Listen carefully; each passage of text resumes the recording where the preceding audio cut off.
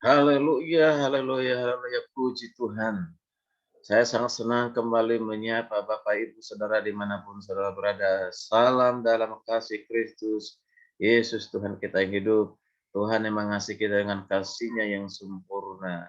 Kita ada sampai saat ini diberkati oleh Tuhan. Itu semua karena anugerah-Nya. Mari kita terus memuji Dia, menyembah Dia, mengagungkan namanya, melayaninya. Bahkan melakukan segala apa yang disukai oleh Tuhan.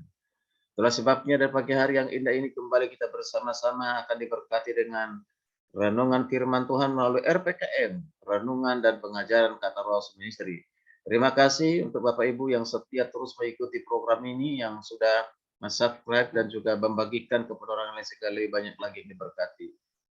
Baik, Bapak Ibu Saudara kasih Tuhan, topik renungan firman Tuhan hari ini lalu untuk melanjutkan topik yang sebelumnya, yaitu hamba yang disukai oleh Tuhannya. Hamba yang disukai oleh Tuhannya. Yang diambil dari Injil Lukas 12, 41 sampai 48.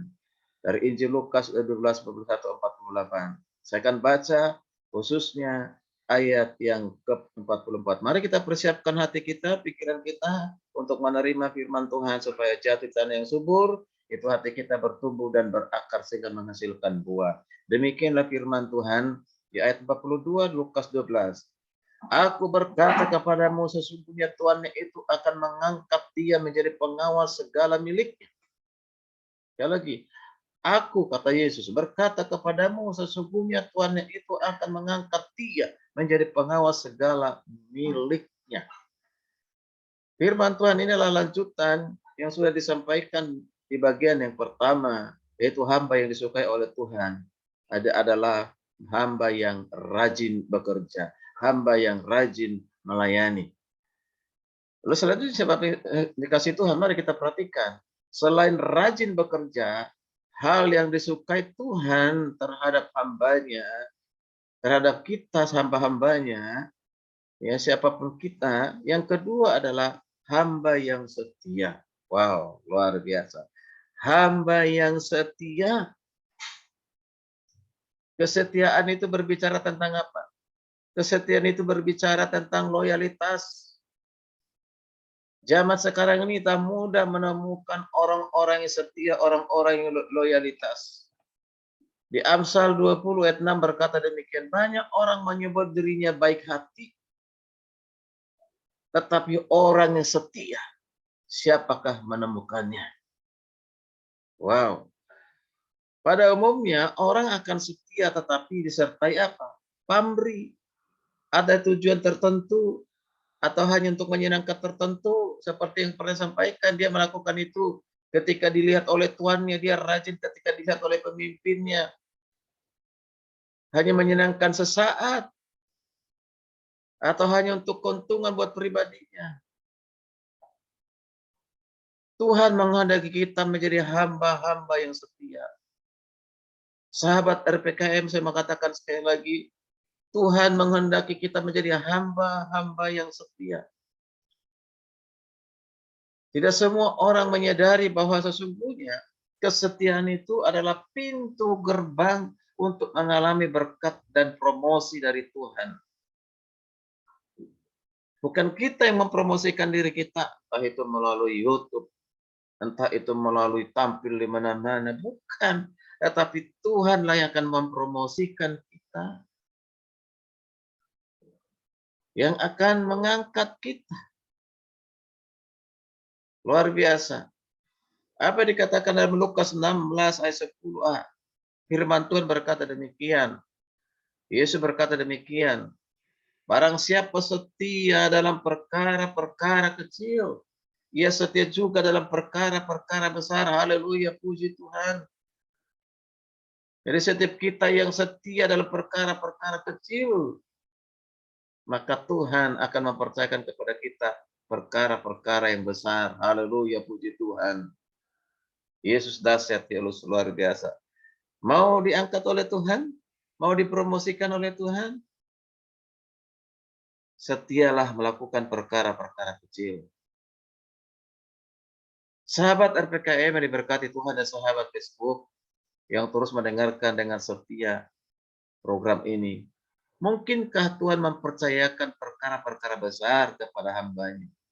Jika hamba itu tidak terlebih dahulu setia dalam perkara-perkara kecil, sangat tidak mungkin, mustahil, mustahil lagi, mustahil. Luar biasa.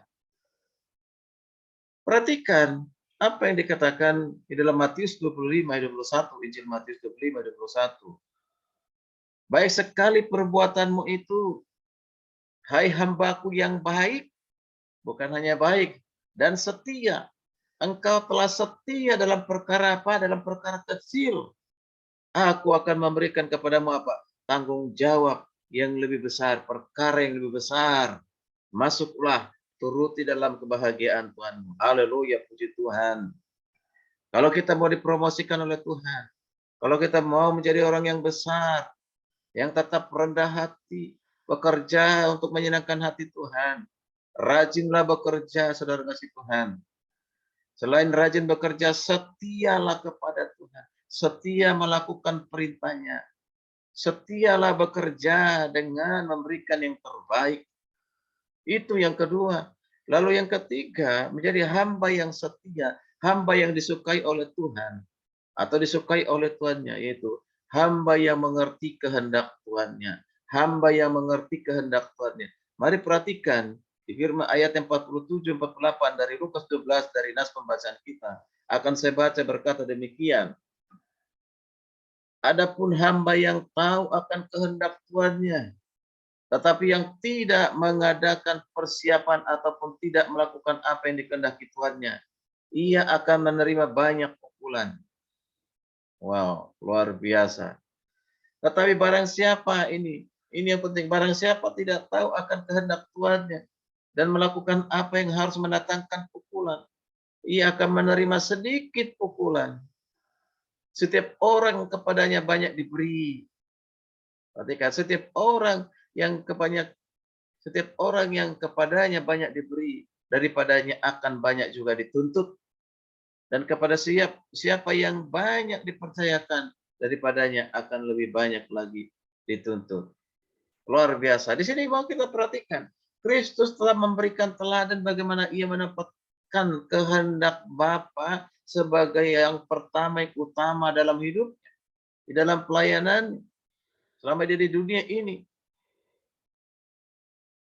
Yesus menjadi teladan bagi kita.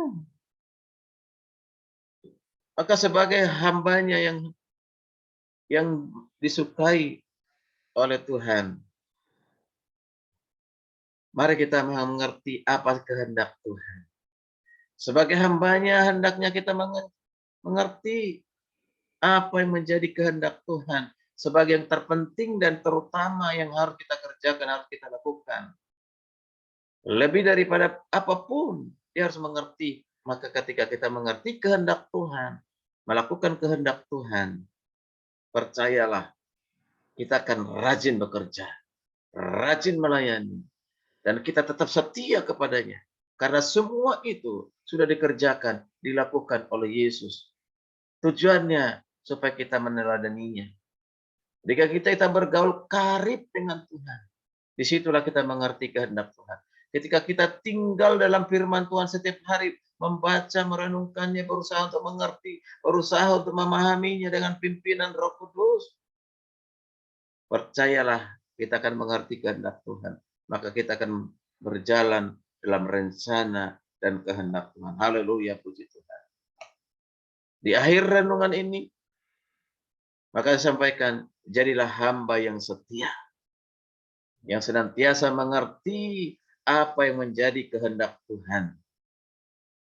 Niscaya kita akan menjadi hamba kesayangannya dan diberkatinya. Mau disayangi oleh Tuhan, mau diberkati oleh Tuhan, jadilah hamba yang disukai oleh Tuhan. Apa yang harus dilakukan sebagai hamba yang disukai oleh Tuhan? Yaitu rajin bekerja. Sekalipun Tuhan itu tidak ada, diawasi atau tidak, rajinlah bekerja. Dan hal yang kedua, tetaplah setia mengikuti kehendak Tuhan. Perintah Tuhan, melakukan kehendak Tuhan. Setia tetap mengikutinya. Dan yang terakhir, itu dikatakan, mengertilah kehendak Tuhan. Dengan mengerti kehendak Tuhan, pasti kita rajin. pasti kita melakukannya semuanya untuk kemuliaan bagi nama Tuhan. Segala hormat kemuliaan bagi nama Tuhan. Shalom, kiranya renungan ini menjadi teguran, motivasi, dorongan bagi kita untuk terus mulai rajin melayani, bekerja. Jadilah hamba yang disukai oleh Tuhan. Haleluya. Mari bagikan renungan ini kepada hamba-hamba Tuhan yang lain, kepada jemaat-jemaat yang lain, supaya mereka diberkati. Jangan lupa di subscribe. Selamat beraktivitas. Tuhan Yesus memberkati kita sekalian. Haleluya, haleluya, haleluya. Amin.